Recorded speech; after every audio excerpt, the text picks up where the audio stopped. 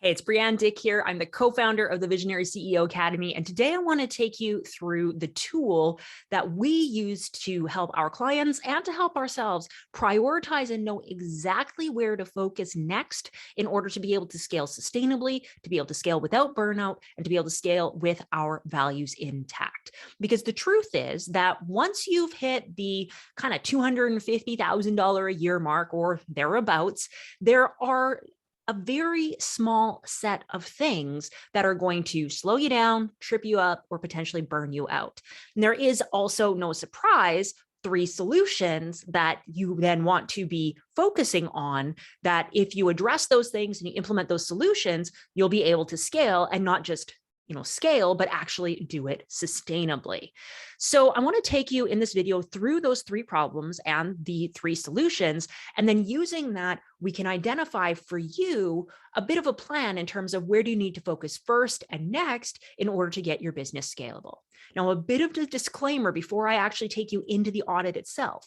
If you're not already on track to do at least $250,000 a year, this video isn't going to help you, because the things that bottleneck you pre-250K are different than the ones that bottleneck you once you're at that point or beyond. Because pre-250, you're trying to figure out your messaging, you're trying to figure out what you should even offer, you're trying to figure out how to sell, how to deliver, right? You're getting your foundations in place. Once you've hit 250K though, that's a really good indicator that you've got a foundation that's working, you've got messaging that's working, you know what you're selling, you know what you're delivering, you know all of that stuff. And now you need to figure out where to grow from there. And so I've put together a workshop that we can, or rather a worksheet that we can go through if you're on track for 250K up to, let's call it about 1.5 million. This audit will help you determine where you need to focus without going and reinventing the things that you've already got solid. Okay, so if you want to go ahead and follow along on this worksheet, you can either comment worksheet and we'll get you hooked up with that if we're watching on Facebook, or if you're watching this anywhere else other than in our Facebook group, you can go ahead and there should be a link right below this, or a button or something like that, that you can download the worksheet and go through it. Okay, all right.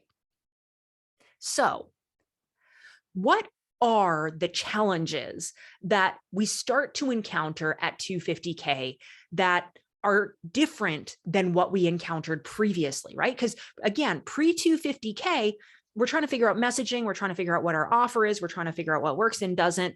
But once we've sold $250,000 worth of a product or a service or a program, or we're on track to sell that much, right? You've had some 20K months, some 30K months, we start to see different problems arising. And the big thing is that you know now what works, right? You know what to sell and how to sell it. But the problem that usually starts to arise here is that you don't have the capacity. Now, that might mean that you don't have the capacity to sell more, right? You can't sell more because you've maxed out what your marketing is doing, or you don't have time to take more sales calls. Or it could be that you don't have capacity to deliver more, right? You've got a wait list. You're constantly capping out and maxing out the number of clients you've got, right? In either case, it's very common that once folks get to this point where, yeah, they're selling regularly and things are flowing, they hit a capacity point where they're not able to keep growing because, they're tapped out, they're maxed out. And that's the second issue that we see, right? We get to a point where this is where you tend to realize that you are under-resourced. What under-resourced means is that you don't have the time to be able to do all the things anymore. You don't have the money to be able to hire all the people that you wish you could hire, and you're doing things that are draining your energy. So if you think about the concept of a zone of genius, early in your business, you're doing all the things. You can't just be in your zone of genius. But as you start to get to that 20K month, 30K month mark, you start to realize that, these things that aren't in my zone of genius are really draining me. And so I'm getting close to burnout.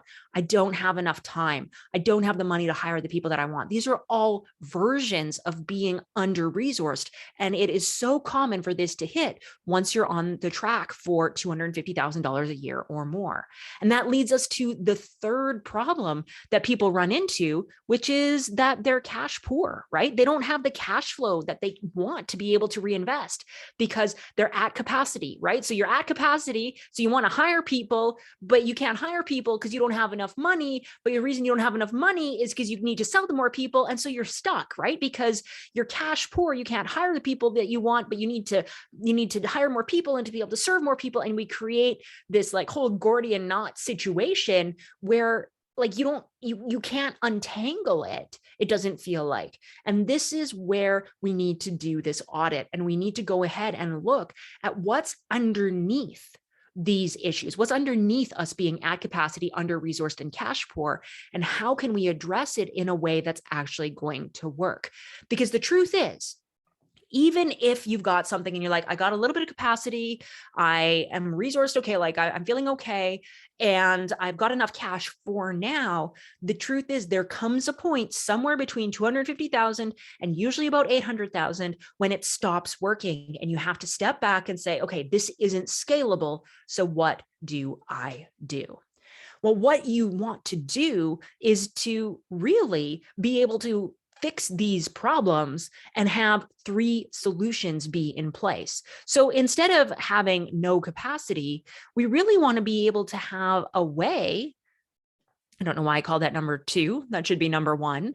We want to have a way of being able to get more results for more people, right? We want to be able to sell more, to deliver more, to be able to serve them even better and better and better, right? We want to be able to say, I'm going to have twice as many clients, 3 times as many clients, 5 times as many clients. And not only can I sell to that many people, but I can deliver to them and I can get them world-class results. And so we want to be able to get results for more people, and we want them to be just as good, if not better, in terms of the results. We also know that we want to have a team, right? And not just any team. We want to have a team that's going to take charge, it's going to get stuff done. They're not just going to support the business, they're actually going to be proactively making the business better, right? We want them to be, looking for opportunities and figuring out, how can I make this business awesome and not just do what I'm told all the time, right? So we want to have an amazing team. And then the third thing that we want is we want profit. And again, like cash profit is fine, but I'm also talking about like energy and enjoyment. We want you to be enjoying what we're doing.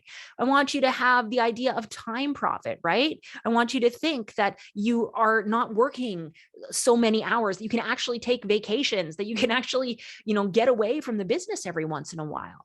Right? And so what scalability ultimately looks like is we need to find a way to get more results for more people with the right team in place, so that ultimately we can have this profit in terms of money and time and energy, and that will allow us to get more results, and that will allow us to build the team, and that in turn will give us more profit and to continue to grow. So the question is, when it comes to results and team and profits, how is your business doing? Because some businesses, when they hit the 250K mark, are stronger in some of these areas than others. So this is where our audit comes into play. So let's go ahead and look at each of these in turn. And we're going to just use a really simple color coding system to be able to determine how you're doing with this. Okay, so let's talk about results first. And the question that I want you to ask yourself here is not just, do we get results for clients, right? I'm assuming that you get results for clients, that you know how to get results for clients. The question is, could we get more results for more people with the way things are right now? So do we have the sales and marketing, the demand generation to be able to get us to $1 million or $3 million or whatever that next stage goal is for you? And then if you were to sell that many, do you have the capacity to deliver 2 times or 5 times or 10 times as many clients without just herding them into like a massive group program where only 3 people get complete it and even fewer get results, right? Like we want to keep results high as we scale and we bring more people into our business to work with us. And so in terms of color coding, I want you to ask, are we red, yellow, or green in terms of our ability to scalably get results? So red means you're constantly in feast or famine mode. You can pay attention to sales and you'll get them, but as soon as you take your attention away, then the sales drop completely off. And the problem is usually that you don't have time to do both sales and delivery, or both marketing and delivery. So you're either focused on marketing, in which case your delivery kind of drops, or your delivery is, taking all your time, attention, and you're not marketing. So if that's where you're at, then your results are going to be red. All right. So that would be red for results. Yellow for results would look something like we're filling up our offers regularly. We could probably take a few more people, not a ton, but a few more. If we had too many people come in at once, it would completely break our business because we couldn't give them the time and attention that they need, right? So we're kind of close to maxed out on capacity. Maybe we hit it every once in a while, but our business isn't breaking as a result of it. So that's yellow. And then green is we're generating demands, we're getting leads, we're making sales, and we know exactly how to keep increasing our delivery capacity, whether that means hiring or building systems or putting in place tech or whatever, right? We know exactly what we need to do to be able to keep growing. We know our model will keep working, whether we're at 3 million or 5 million or 10 million, we know what, infinite scalability looks like, right? So right now, I just want you to go ahead and I want you to note down, what color are you, red, yellow, or green? And then just put a few notes about why, right? I'm red because I'm in feast and famine and I can choose between either sales or delivery. I can't do both at the same time, okay? So that's results. Now let's talk about team. So what's the filter for team? Again, this isn't about your team right now. You may have a great team right now, right? This question is about, do you have the team that's going to get you to the next level? Because the truth is the team that you have at 250K and the team that you have at 1 million or 10 million are going to be different, right? You're not going to have exactly the same team at 1 million as 10 million as you do today. And so we need to figure out how you can structure that team, whether it's a $1 million team or a $10 million team or whatever it is, and then make sure that on our journey between where we are and where that team is, we're able actually to build that team, to hire people, to empower them in a way that, frees us up and without us having to end up spending all of our time being a manager and chasing them around and having to be in meetings all day, right? And so red for your team is, my team is a disaster. I spend way too much time chasing people around, managing them, try to figure out what got done and then wonder why it wasn't done to my standards. And it's kind of a hot mess over here in the team department, right? So that would be red for the team department. Whoop, let me just draw. So red would be, my team's a hot mess. Yellow would be, my team is solid, but I know for sure that I am the bottleneck. Way too many things still run through me. I'm the hub of the wheel. Every decision flows through me. Everyone needs me to check things all the time. And pretty much things only happen when I tell my team to do them. Like I have to delegate all the time and things happen the way I say to do it, which isn't bad, but it's not the optimal, right? That's yellow. And green is, my team completely owns and they know what they're responsible for. They own it. They take charge of it. I'm there. I mentor them. I help, get obstacles out of their way. But by and large, they take care of all of this stuff, and not just take care of it, but they're actually proactive about improving the business and finding ways to make things better. So again, go ahead. Are you red, yellow, or green? And just a quick note about why. I'm red because my team is taking up way too much of my time. And some days I just want to fire everyone and start over, right? That's red for team. Okay. And then profit, again, we're talking about money, yes, but it's not the only profit that matters. We're talking about financial profit, time profit, energy profit. So the profit problem is when your business is demanding too much. It's demanding too much time, too much money, too much energy. And red is you're feeling on the edge of burnout. Maybe you're skipping paying yourself in order to pay your team, or you can't take even a weekend or a few days away without working things. Those are signs that you are red for profit. Yellow for profit is when you're doing okay right now, but things are tight, right? You don't have a buffer for cash.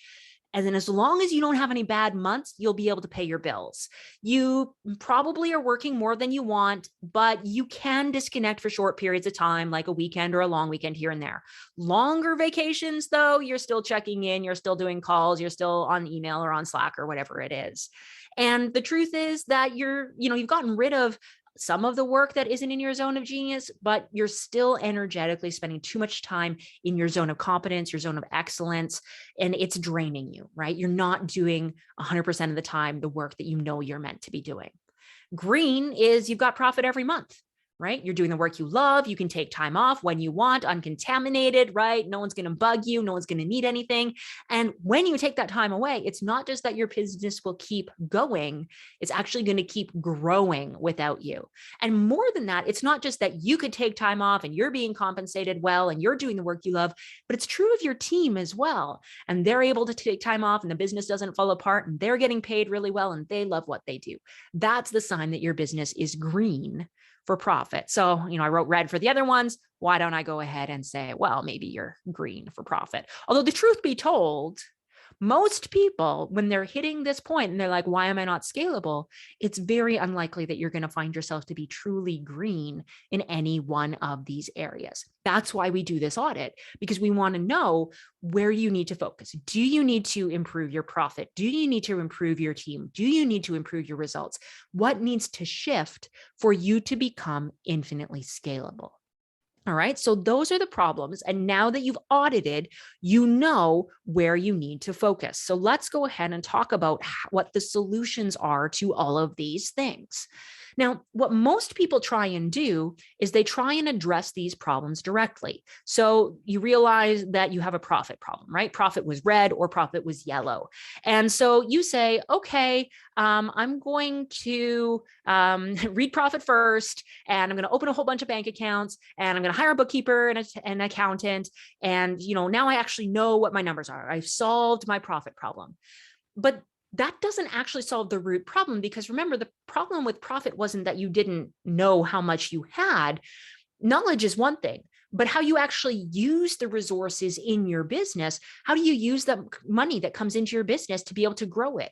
How do you even begin to think about that? What does it look like to be able to use the money, the time, the energy that comes in as fuel for million or multi-million dollar growth? Just following profit first doesn't answer those questions. And frankly, most bookkeepers and most accountants can't answer it either. So, okay, that's profit. What about results? What happens if we try and tackle results directly? Well, this is where people usually say, okay, I need to increase my capacity. So I'm going to create an evergreen sales funnel, and I'm going to change from a service into more of a, done with you or a course or, something like that, right? So I'm going to increase my capacity. I'm going to go from one-on-one to one-to-many, and I'm going to create a new sales funnel. I'm going to go evergreen. I'm going to run ads. I'm going to do all of these things. But notice what that so-called solution actually is saying. It's actually saying that we're going to change the things that we just decided were working, right? The reason that you were able to get to 250,000 is because you figured out what to sell and how to sell it. And so the solution to increasing capacity and solving your results problem cannot be to find something new to sell and how to sell it, because that's going to send you back to the pre-250K level, right? If you want to get to actually increasing your capacity, you need to figure out how to sell to more people using the things you're already using, the things that are already working. You need to find a way to serve more people without having to completely dismantle your business model, right? And so just tackling results by saying, oh, I'm going to create a course, or oh, I'm going to create a new funnel, doesn't solve the problem. In fact, it takes us backwards. And then finally, what happens if we just start hiring people? Right? I'm just going to start hiring people. I'm under-resourced. I'm going to start throwing money. I'm going to build my team. I'm going to hire a VA. I'm going to hire an OBM, contractor, social media manager, like whatever it is. And what happens is you try and tackle this problem directly, and you end up with a whole bunch of extra hands that can do tasks, but you're still the brains of the operation, right? They're still waiting for you to tell them what to do and how to do it. Every decision still runs through you. And so at the end of the day, solving any one of these three problems in isolation isn't actually going to solve it. Unless you know how your sales, your marketing, your delivery actually create profit for the business, you can't grow. Unless you know exactly how your team is going to support your ability to get results, you can't grow. And unless you know exactly how your profit can be used to fuel the team and to be able to get more results and to be able to, use that and give people dream jobs and be able to compensate them and have them doing work that they're amazing at, you can't grow. And that's why it's not enough to solve these problems in isolation. You need to actually solve them together in order to actually create true scalability in your business. And so if we're not solving these three things independently, what we are doing is we're solving them in connection and in relation to each other. So we need to know, for example, how do we exchange value with our clients? Is this working to a point where we could profitably grow our client base by 10 times? If I gave you 10 times as many clients tomorrow and we didn't change anything, would your results be as good? Would your profit be just as good, right? Would you still have as much energy and free time? And if the answer is no, then we need to go in and look at the model, the way you market, the way you sell, the way you deliver, and not throw it out, right? We're not coming up with something new, but instead we're asking, how can we make these things more profitable so that it's not going to be a situation where growing more customers kills our profit margin, or where we don't have enough profit margin to be able to get and serve more customers. And then there's from there, we've got a model that works. Now we need to make sure that it's not all on us, that we're not the bottleneck. So how do we do that? Well, we need to know what the relationship is between our team and the results. What are the things that they are responsible for? So if we were to, again, give you 10 times as many clients, would you know exactly what your team needs to look like? Would you know what they need to be doing? Would you know what they need to be owning? What part of the results would be owned by whom? Would they be able to do those things without you needing to constantly check in? Would you be able to manage the number of team members that it would take if you were to just constantly be adding team, right? And if the answer is no, then that's a sign that we actually have an operational problem. Right? We have operations where the team is doing stuff that's not optimized for the results that the business needs to get. That's where operations comes in, is making sure that our results and our team are aligned. And then finally, we want to make sure that our profit and our team are aligned. So the way that you compensate people, the way you pay them, the way you empower them, this all ultimately comes down to culture. Because the simple truth is, if people love their jobs, like if you've created the kind of company that you always wanted to work for, then the people who work for you on that team are going to be more efficient, they're going to be more effective, and that means more profit. But also vice versa. It's about how we choose to invest in our people, right? We want to treat them well. We want to make sure that they are experiencing the kind of life and freedom and compensation and pay and time off and all of those kind of things. We want to make sure that they are getting things that really fuel them and light them up, because that is going to make our team and our business stronger. So model, operations, and culture are the three things that you need if you want to be able to scale sustainably. And so when you do that red, yellow, green audit, it will reveal to you which of these areas you need to focus on, right? So if you were red on your results, you are out of capacity, you don't have time to do it all, and you're red on team and you're yellow on profit, the truth is you need to work on all of model, operations, and culture. If you're green on some of them, you don't need to, right? If you're green on one, then you just work on the other two by working on the intersection of them. But if you're red or yellow on them all, if you're not green, then this is the indication that you need to work on your model and or your operations and or your culture. And so what we recommend that you do is that you look at this now, obviously, and you make a plan for how you're going to address these things. And if you need work on all three of them, the way we do it in the academy is we start off with model, right? We say, okay, what is the actual optimizations we can make, right? What needs to shift, change, adjust so that we can maximize our profit and maximize the results we get? And then operationally, how does the team support that? How do we make sure we're doing the right things and that we're supporting them in the right ways and that they're able to help the business, right? And then third, how do we make sure that they're empowered to do those things? So once we know what they are and once we know what the business needs, how do we make sure that they're empowered and that we've built a culture? And so if you're just starting off with this and you're just doing this audit the first time, that's the order that you want to address these things in. And then once you've got them addressed, what we do with our clients who have graduated the academy is we go and we do this every 90 days. Every quarter, we go back and say, okay, how's our profit results and team doing? Are we red, yellow, green in each? Where do we want to focus over the next 90 days? And so really, that's the key here, right? If you're just doing this the first time, you're probably going to have to work on all three. And then from there, you're just fine tuning and keeping it up to date as you move forward because you've built this scalable foundation. So that's what I've got for you today. If you want this worksheet, if you want to do this audit for yourself, you can comment worksheet below if you're on Facebook, or just click the link wherever else you're watching this and you can download it. Go through and say, profit results team, how are you doing? Are you red? Are you yellow? Are you green in each of those areas? And then based on that, how is your model? How is your operations? How is your culture? Which do you need to address next? And then finally, based on this audit, what is your very next step? And that's the final page here. What is your takeaway from doing this? What's the one thing you know you need to do? What's the obstacle that could get in your way? For example, my takeaway might be that I need to fix my model operations and my culture. My obstacle is I don't know how to do that, right? And then you can make a decision. What decision am I going to make? Well, maybe it's that you're going to reach out to us about applying to the academy so we can do that together.